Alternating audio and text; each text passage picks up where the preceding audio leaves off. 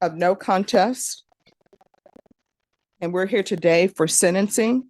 According to the plea bargain agreement, punishments be assessed at a cap of 6 years. There's an affirmative finding of deadly weapon. The state is silent on your application. Have both parties had a chance to review the PSI report? I have, Judge. Any objections to the PSI report? None. All right. Any witnesses from either side? None from the defense other than whatever Mr. Stone wants to talk to you about. Okay. All right. Would she like to be called as a witness? Well, we'll see how it goes.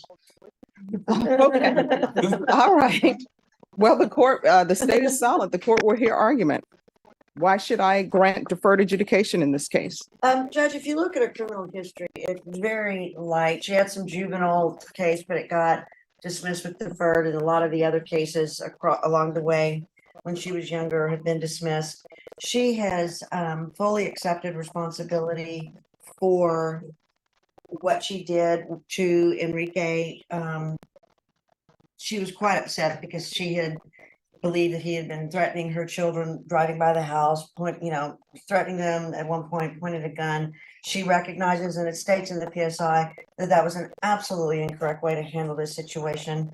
And I do, it says that she's in the pre-contemplation stages of change. I disagree with that. I think she's absolutely understanding that she, would benefit in the future from any the resources probation has to help her, like life skills, or I guess that's that cognitive course to help her better handle stressful situations.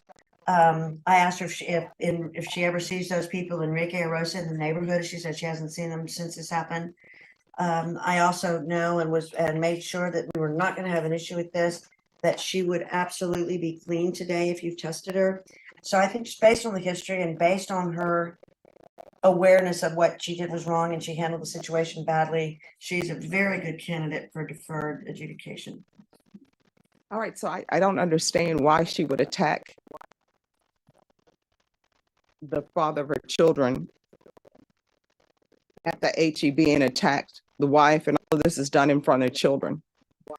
And I can call her as a lot of the details are in that report, but I can call her if you want her to explain it. But there have been quite a number of incidents leading up to that day where she believed that the father was threatening her family, driving by the house, pointing a gun at the children. Of course, he's probably going to say he didn't do that. But I think that's why she was, kind of kicked into not really thinking mode and protecting her children. The incident, I think, really started with Rosa, but then she didn't handle it well with Enrique. All right. Is there anything you want to say? I should have defended myself. You want to raise your right hand? Do you solemnly swear or affirm the testimony you give will be the truth and nothing but the truth, so help you God? Yes. All right. You can lower your hand, state your name for the record. My name's Amanda Cristan. All right. And do you have questions for her, or you just want her to speak? Well, Amanda, you heard what the judge was wanting to know. Why did this happen? I defended my son. I should have defended my son differently. The father of my son, when he was 4 years old, abused him. I left that alone. And then this time he pulled out a gun on my son. And not more than 6 days later, I saw him at HEB and I blew it. Did you file a police report? No, ma'am, I did not. And that's what I should have done. No. Now- Why didn't she file a police report? Thank you, counsel. That was good because I asked her that in the hall. Why wasn't there a police report filed? So answer that question. You talked to me about your mother. It was something wrong on my side. I should have caught the cops and made a report. Maybe, but I didn't. She actually did give me a reason, which seems like about your mother, and you didn't want to get your mother's not going to get in trouble here if you tell the judge that when you didn't make a police report, your mother had been there and you didn't want her getting in any trouble. No, but that has nothing to do with this case. But it was something earlier that had happened that was still part and parcel of your problems with Enrique, right? Mm. Okay. Well, it's something in the PSI that I asked her about. I thought it was trouble with Enrique. So I want to know, why wasn't a police report filed if you're saying that your ex was threatening the children? I don't understand that. It wasn't a constant threat. It was just that my son saw him at the park and my son started telling him that he's a low father and he should feel ashamed of himself. And when they were coming home from the park, Enrique passed by my son and put out a gun on both my sons. And then that's when I saw him. So why didn't you file a police report? For my son. I- All right, this story sounds a little bit odd to me because she didn't see any of this. I- So I don't know. Well, I mean, I think if her son comes up and says, Daddy just pulled a gun on me, that's gonna upset any parent. And then he doesn't live in that neighborhood, but then she sees him at her HEB and he doesn't live over there. And I think that just kind of set her. Yeah, but there's nothing, is there something in the stipulation that says, I saw him at the HEB? And I don't mean when you've had chance to contemplate and you're talking to the probation officer. I mean, is there something in the police report that says he had just threatened my son, so that's why I'm here? I'm willing to do a lie detector and pay it out my pocket as well, ma'am. Everything I am saying is. Oh, we're true. past the point of lie detector. You've already entered your plea. And then your counsel will tell you lie detector tests are not admissible. I mean, within the statement of the PSI, of course, this is her discussion. I would need to see the police report, but this is what she has maintained to me from the get-go. Her story is never altered, that, she felt, first of all, she was very upset because she believed her son when he told her a few days earlier that he had pointed a gun at him. And then she saw him in an HEB that is not his HEB, and I can, and her story has never wavered from that. Hey, Michael's gonna pull the police report. All right. Oh, what we will do before we continue with this hearing, can you give me a UA? All right, and you're not allowed to leave the courtroom. That's fine. Thank you, Judge. Go ahead, Steve. State of Texas versus Amanda Christian.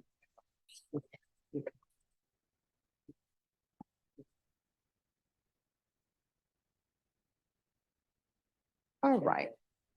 So probation has informed me that the test was negative. Yes, Judge. What is going on? You're still under oath. What is going on with these CPS cases? They're gonna close it. She informed me she was gonna close it before Christmas. It was just an allegation with my mother, because my mother helped me with my fourth child, Sadie, and she got very attached to her. Something happened with her disgusting husband. Well, really so quickly though, I want to make sure the judge understands. The kids are with you though. Yes, besides my oldest, my 20 years old. She's with her fiance. Okay, so you were saying, Yes, ma'am. So because of that, I had to remove my daughter away from my mother's home. And so why was your daughter with your mother in the first place? because they were really attached to each other. When I had my daughter, I was staying with my mother, and they got really attached to each other. And so she was like the favoritism to my mother. I know, but so I'm sorry, the court reporter cannot hear you because you're trailing off. yes, ma'am. Just that my mother's attached to my daughter, and my daughter's attached to my mother as well. And See, and understanding that we don't know the circumstances, so that doesn't really explain to the judge why, so your daughter wanted to live with your mother?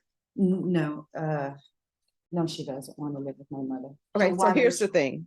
There are other things that are going on in your life, and you're expecting me to unpack all these suitcases you have in your life, and you got the suitcases locked, and here I am trying to figure out the combination to the suitcases. So your daughter ends up living with your mom. Why? She's not living with my mother, ma'am. She's living with me. When my daughter was born, I think till she was 3 or 4 years, almost 4 years old, I was living with my mother. My mother got very attached to her. And so my mother's husband disrespected me twice. And when my daughter, that's 20 years old right now, when she was 14, he tried to rape her. No. You're going from A to Z and you're skipping the other letters in the alphabet. So you have your daughter. Yes, You're living with your mother when you have your daughter. yes, ma'am. And are your other children living with you? Yes, ma'am. So you're saying your mother became attached to your daughter. Yes, ma'am. At that time, your daughter was 3 or 4 years old. from birth to 3, 4 years old. You move out of the house at some point? Yes, Did you leave your daughter with your No. mom? All right, continue. yes, ma'am. And so my mother's husband assaulted me twice. And then he tried to rape my daughter when she was 14. My brother had to choke him off of my daughter. And so so that's why I removed my daughter 100% because my mother doesn't want to leave him till right now. She's still with him. So I told my mother while she's with her husband, I want no part of her. So when did you remove your daughter from your mom? About 3 years ago, ma'am. And how old was she? Right now she is 13. She must have been 9 going on 10 or 10 years old now. So when you removed your daughter from your mother, were you living with your mother? No, ma'am. Okay, see, this is what I'm talking about. I just asked you about your daughter being left with your mother and you're leaving, and you said that didn't happen. Did I imagine that? I'm having trouble following this.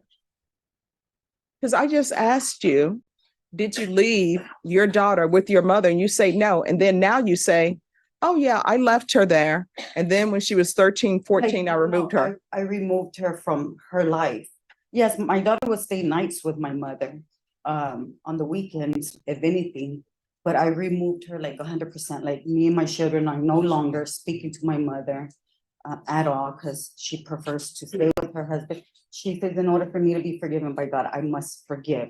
And I do believe that we all should forgive, but I mean, we're not, the children of God is not done. We should forgive, but we don't have to hang around with them anymore. And I don't want nothing to do in. How old is your youngest child? My youngest is 5. All right, where are your children now? At school. And who else is in the home with you? My husband and my children. And he's here, Jeff. Okay. And so I'm reading the report where it says that the last contact you had with your ex-husband, the father of your children, was 10 years before this incident. Yes, ma'am. So again, I don't understand why this incident happened when you hadn't seen him for 10 years. I haven't. He's never helped me with my children that I have with him. He never was, he never paid child. Well, actually I have a child support case open for him, but he never presents himself to the court or anything. So I don't get anything from him. And plus he's from Mexico. So I guess it's hard for them to find him. And so, and then when this happened to my son, Enrique, that's when I saw him at HEB and I blew it. And there is cameras there that saw everything. The camera would also show that he parked right in front of me. And I think he did that on purpose. And because he knows I have a Honda, a black van Honda. And I believe he saw me and the cameras would clearly show that he parked right in front of me before the incident happened, minutes before the incident happened. Any questions? No, I mean, I'm kind of sticking with what I said earlier. I mean, I think that. Well, just 1 second. So you have no questions. Do you have questions? sorry. Because you're allowed to question with regards to. I guess just as a matter of clarification, you said that you hadn't seen your ex in 10 years. Yes, How did he know then that you drove a black Honda? because he always see my kids and I guess he knew I lived there by my children. Okay, so had you seen him in 10 years or had you not seen him? in 10 No, years? I have not seen him in 10 years. Okay, and then kind of going back to the why kind of the circumstances of you leaving your mom's house, you said that her husband was sexually assaulting or attempting to sexually assault your daughter. He was attempting to rape. Okay, and how old was she? She was 13 or 14 at that time. Okay, is this the same one that you is like 13 or 14 now? No, So she is gonna be 20 in June. So this is your oldest son? She's my oldest. Okay, and did you make a police report when that happened? Yes, I did, sir. Okay, and was he prosecuted? No, there was a detective involved, but no, because in order to get him at that time, I had Just 1 second. Excuse me, everyone, y'all need to whisper. All right, continue. in order to get him, we had to go through my mother. And so we don't want to do that. You didn't want to do that? Okay. Did the detective not try to do that? So nothing ever happened with that case. You need to answer. Yeah, you need to, she's taking down what you're saying, Amanda, so you need to say yes or no. You can't like nod your head or shake your Nothing ever happened with that case? No, it was dropped. I'll pass this. Any questions? head.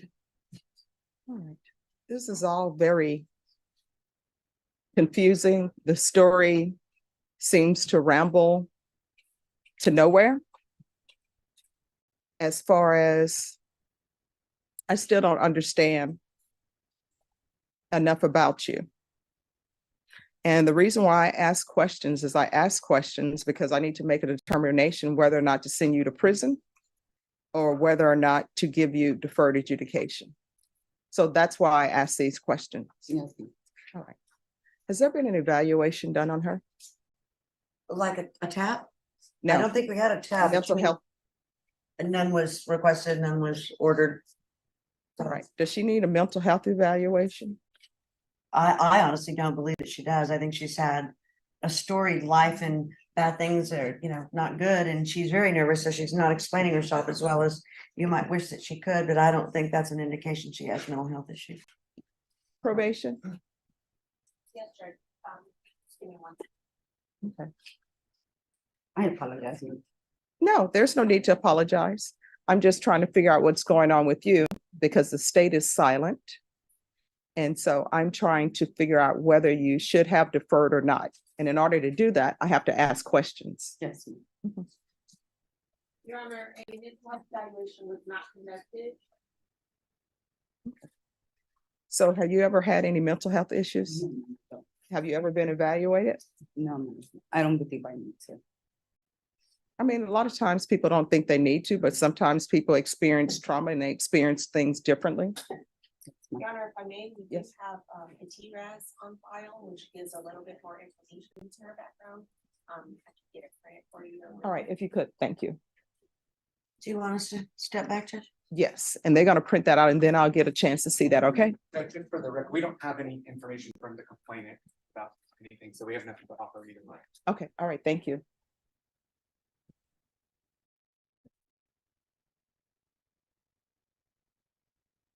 All right, I am ready on Miss Christian. And Judge, I'm not aware of whatever that document is that Okay. you got from probation. Oh, it just gives me some insight into her, if there's mental health issues, behavioral issues.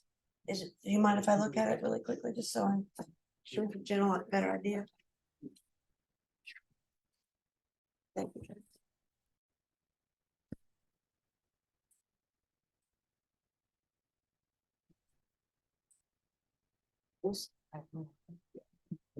It's like, now I know what's going on. Well, I mean, most of this is in the pure. All right, we're back on the record. So after reading your risk assessment, I have an idea of what's going on. And I have an idea of the reason why you were answering my questions the way you were asking them. Answering them, okay? Yes, ma'am. All right, so if you can give that back to probation. So tell me, what do you do in your spare time? Stay at home, clean up, care for my children. Husband comes out, I cook. Do you have any outside interests, reading or something else? At the moment, no, ma'am. I am a monitor. Okay. And I've been on it for a year and something already. But before you were placed on monitor? Yes, I go to the library sometimes or to a park or I'll just stay home. Okay. And so I saw that you went to 7th grade. Yes. So are you trying to improve yourself with that? I did at once, but that's when all of this happened with my mother and I left it.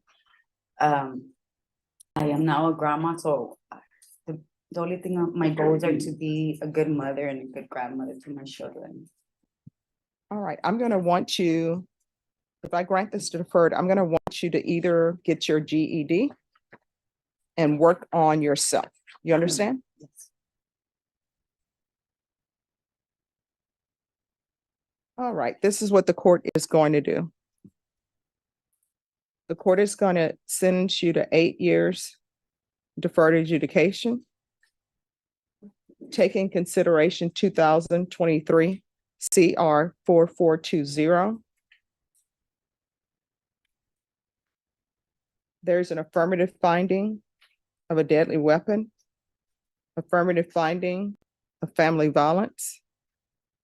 There's to be no contact with Enrique. I think it is Amada, Ahumada, Yes, Ahuma. and Rosa Amadada. And I didn't see anything in the PSI report with regards to restitution. We don't have any information, Judge, and I saw in the PSI there wasn't. There should be 100 hours of community service restitution. I'm gonna order parenting classes. Okay.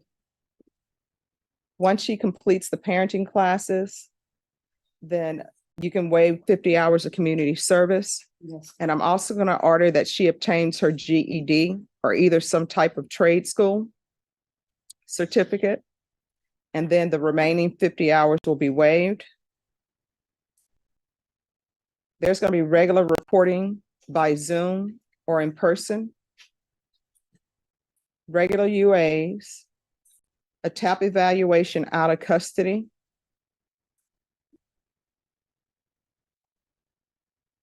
Follow TAP recommendations. If TAP recommends inpatient treatment, we'll start with outpatient treatment.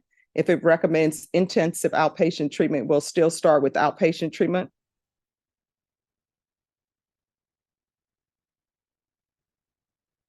I'm gonna require that you get a job. The children are in school, you're gonna have to be doing something, you understand? yes, Proof of employment within 30 days. There's to be no employment as a home healthcare provider or with minors. There's to be no unsupervised contact with minors until you have taken the parenting classes. Do you understand? yes. May I say something more? Yes. I just got done doing parenting classes Well, it depends on when did you finish with parenting classes. about 2 weeks ago. All right, you provide that to probation. Yes, ma'am. There's to be CPS compliance. I'm gonna want field visits one time for 3 months. Random thereafter. And the random thereafter will be at least once every 4 months.